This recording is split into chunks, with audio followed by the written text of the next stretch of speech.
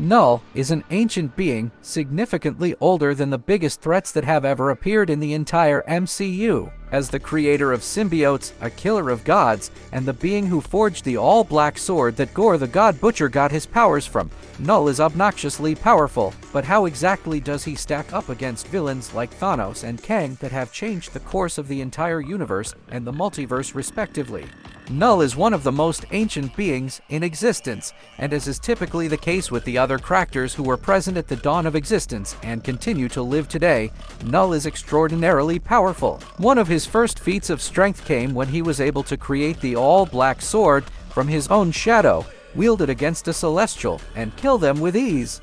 After this, Knull tested and refined his abilities, harnessing the energy of the deceased celestial to enhance his sword and siphon power from each of his victims following this encounter.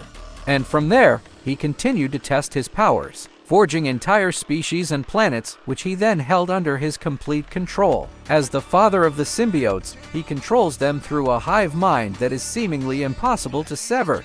Knull has also proven his strength in fighting cosmic beings like Silver Surfer, whom he was able to capture in a symbiote suit and forced to do his bidding. All things considered, Knull's near immortality, his expansive powers that extend across the galaxy, and his access to the void, which allows him to shape the universe around him, make him one of the most powerful beings in all of Marvel.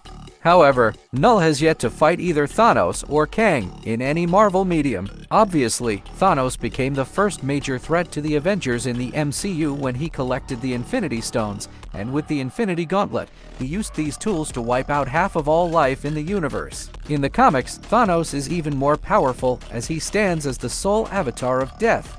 This means that he is the chosen champion of the literal death, and is repeatedly restored to life with greater power in each resurrection.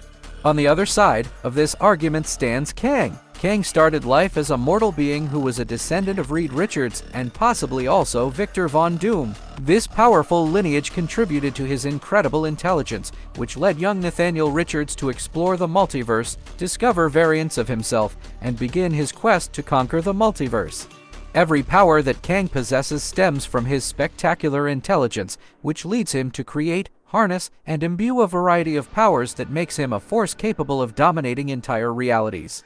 All things considered, while Thanos and Kang stand out as powerful villains who have been problematic figures in the MCU and taken on entire teams of superheroes and prevailed, Knull is on another level. Knull is not just clever, and his powers don't stem from some other primordial being. He is his own source of extraordinary power.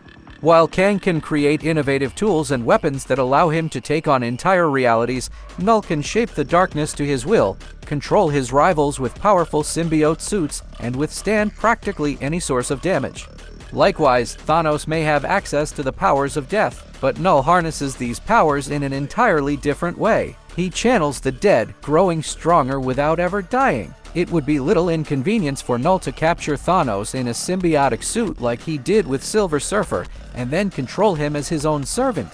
In Marvel Comics, the only real force that can rival Knull is his polar opposite, the Enigma Force, which is a god of light, and even this can only contain him temporarily. As such, it will be intriguing to see where Knull pops up after Venom, The Last Dance, as it is highly unlikely he could be defeated for long.